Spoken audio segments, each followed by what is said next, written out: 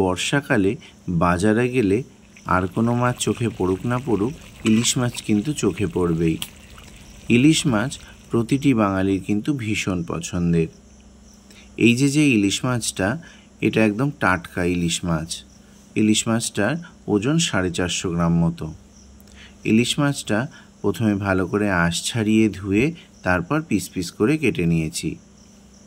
কড়াইতে দিয়ে দিয়েছি সর্ষের তেল, আর এদিকে মাছগুলোর মধ্যে ভালো করে লবণ হলুদ মাখিয়ে নিচ্ছি। আজকে খুবই কম মশলায় এই মাছটা রান্না করব। এই রান্নাটা অত্যন্ত সহজ রান্না, তাই কিভাবে রান্নাটা করলাম দেখার জন্য সম্পূর্ণ ভিডিওটি শেষ পর্যন্ত দেখবেন। কড়াইতে দিয়ে দিয়েছি সর্ষের তেল, তারপর ফোড়নে দিয়েছি কালো জিরে। ইলিশ মাছ রান্নায় কালো জিরে ফোড়ন দিলে কিন্তু দুর্দান্ত একটা ফ্লেভার আসে, তাই ইলিশ মাছ রান্নায় অবশ্যই কালো জিরে ব্যবহার করা উচিত। মাছটাকে কিন্তু লাল করে একেবারেই ভাজবো না, কড়াইতে দিয়ে নামমাত্র এপিট ওপিট করে নেব। এবার এর মধ্যে দিয়ে দেব জল। এই জলটা দিয়ে এবার মাছটা ভালো করে সেদ্ধ করে নেব। এই মাছটা রান্না করার জন্যে আমি একটা বেগুন নিয়েছি। এই যে বেগুনটা পিস পিস করে কেটে নিয়েছি, আর সাথে চিড়ে রাখা কাঁচা লঙ্কা একসাথে দিয়ে দিয়েছি কড়াইয়ের ভেতর, দিয়ে ঢাকা দিয়ে ভালো করে সেদ্ধ করতে থাকবো। এই দেখুন, আজকের এই মশলাতে নামমাত্র কালো জিরে বাটা মশলার জন্য ব্যবহার করছি। কালো জিরেটা ভালো করে শিলনোড়ায় বেটে নিচ্ছি। এই কালো জিরে বাটাটার কিন্তু অনেক গুণ। কালো জিরে বাটা ঔষধ হিসেবে কাজ করে, আর ইলিশ মাছে আমি বেশিরভাগ সময়ই এই কালো জিরে বাটাটা ইউজ করি। অন্য বিভিন্ন রকম মশলা দিলে কিন্তু ইলিশের স্বাদটা চলে যায়।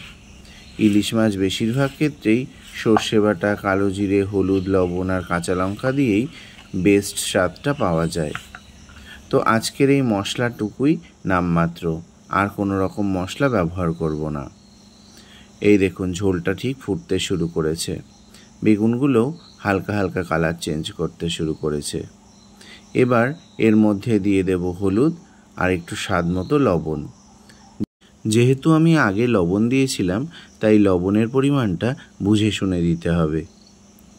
এবার লবণটা আর হলুদটা দিয়ে আবার কিছু সময় রান্না করতে থাকব। তো বেগুনগুলো আর একটু সেদ্ধ করতে হবে।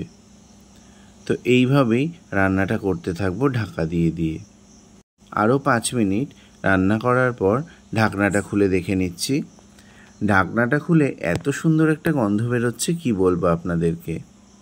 তো এই দেখুন, ঝোলটা কিন্তু সুন্দর লাগছে দেখতে। আমরা কিন্তু বেশিরভাগ সময়ই গ্রামে থাকি বলে কাঠের জালে রান্না করি। কাঠের জালে রান্নার একটা অন্যরকম টেস্ট হয়। গ্রামে বাস করার কিন্তু অনেক সুবিধা আছে। এই দেখুন, গাছের পড়ে থাকা শুকনো পাতা দিয়েই কেমন রান্নাটা হয়ে যায়। আর এই ধরনের স্মোকলেস উনুন যদি থাকে, তাহলে তো কোনো রকম ধোয়া হওয়ার কথাই নেই। ইলিশ মাছ বেগুন দিয়ে রান্না করলে কিন্তু দারুণ একটা টেস্ট পাওয়া যায়। তো আরেকটু সময় ঢাকা দিয়ে দিয়ে রান্না করতে হবে।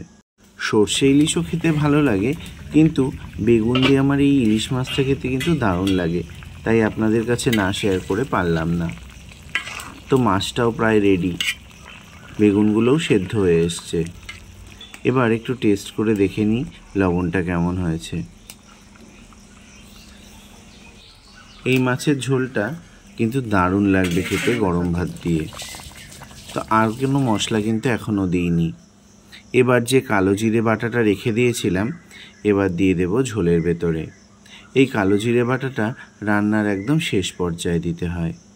আপনারা কিন্তু বাড়িতে অবশ্যই এই রান্নাটা করবেন। এত কম মশলায় যে এত সুন্দর একটা রেসিপি বানানো যায়, একবার ট্রাই করে দেখুন, অবশ্যই ভালো লাগবে। তো মাছটা এবার সার্ভ করে নিচ্ছি। আজকালকার দিনে মানুষ তো অনেক তেল মশলা দিয়ে রান্না খায়, কিন্তু এরকম কম মশলায় যদি একটা স্বাস্থ্যকর রেসিপি বানান, অবশ্যই সকলের জন্যে খুবই ভালো। ইলিশ মাছের প্রকৃত স্বাদ যদি নিতে হয়, অবশ্যই কালো জিরে, কাঁচা লঙ্কা, হলুদ, সর্ষের তেল এই সমস্ত উপকরণ দিয়ে রান্না করবেন। তাহলে ইলিশ মাছের কিন্তু স্বাদটা একদম পারফেক্ট থাকবে। জল ইলিশের এই দুর্দান্ত রেসিপিটা কিন্তু আমি বানিয়ে ফেলেছি। এবার আপনাদের পালা। আপনাদের সকলকে অসংখ্য ধন্যবাদ।